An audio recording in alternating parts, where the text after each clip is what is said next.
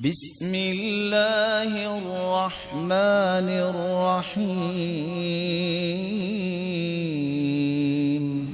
اس لیے رسول اللہ صلی اللہ علیہ وسلم نے مسلمانوں کا مسلمانوں پر بنیادی حق جب بیان کیا ہے تو فرمایا للمسلم علی المسلم ست، ایک مسلمان کے دوسرے مسلمان پر بنیادی طور پر 6 حق ہیں۔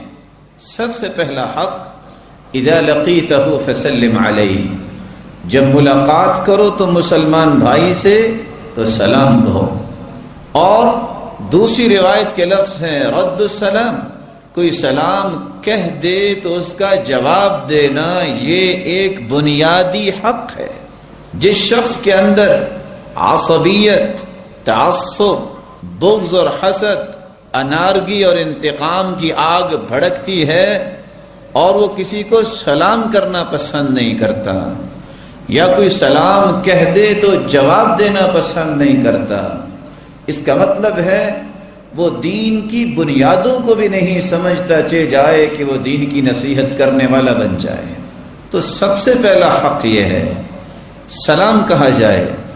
رسول اللہ صلی اللہ علیہ وسلم نے فرمایا وَإِذَا دَعَاكَ فَأَجِبْهُ، جب تمہیں کوئی دعوت دے تو اس کی دعوت کو قبول کرو۔ یہ بنیادی حق ہے۔ ایک نہیں، 10 اور 20 خاندان جب کسی کا خوشی کا موقع ہوتا ہے اس وقت ناراضگی کا اظہار کر کے اپنے آپ کو ان بنیادی حقوق سے پیچھے کر دیتے ہیں۔ آج میں آپ کی خوشی میں نہیں آؤں گا۔ کیوں نہیں آؤں گا؟ کسی دینی غرض سے نہیں، ذاتی غرض سے۔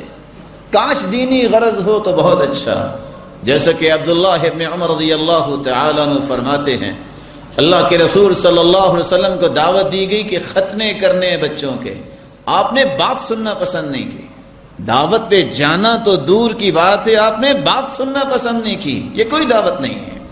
رسول اللہ صلی اللہ علیہ وسلم نے فرمایا مسلمان کا بنیادی حق یہ ہے کوئی دعوت دے اس کی دعوت کو قبول کرو، اگر تمہارے پاس شرعی عذر ہے معذرت کر لو، اگر تم روزے دار ہو نفلی روزہ رکھا ہے تو مسلمان کی دعوت پہ افطار کر سکتے ہو، اگر نہیں کرنا چاہتے فلیصلی علیہ تو تم اس کو دعا دے کے واپس آ جاؤ۔ رسول اللہ صلی اللہ علیہ وسلم نے تیسری بات سمجھائی وَإِذَا اسْتَنصَحَكَ فَانصَحْ لَهُ، مسلمان کا بنیادی حق ہے کہ وہ جب کوئی اس سے نصیحت طلب کرے تو اسے نصیحت کرنی چاہیے، کوئی رائے طلب کرے رائے دینی چاہیے، کوئی مشورہ طلب کرے تو صحیح مشورہ دینا چاہیے۔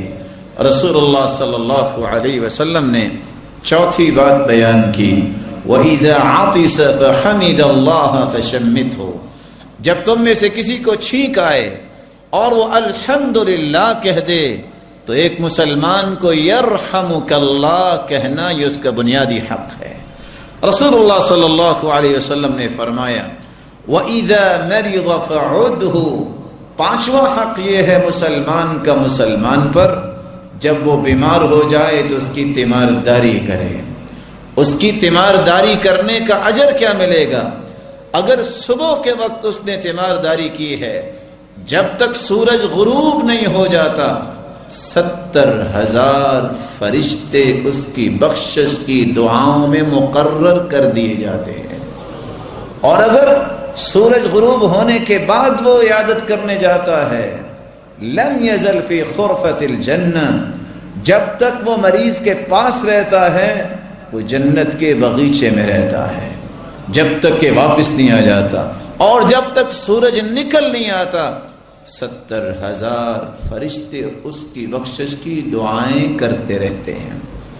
رسول اللہ صلی اللہ علیہ وسلم نے فرمایا چھٹا اس کا حق یہ ہے وَإِذَا مَاتَ فَاتَّبِعْهُ، جب اللہ کے پاس وہ چلا جائے تو پھر اس کا جنازہ پڑھے۔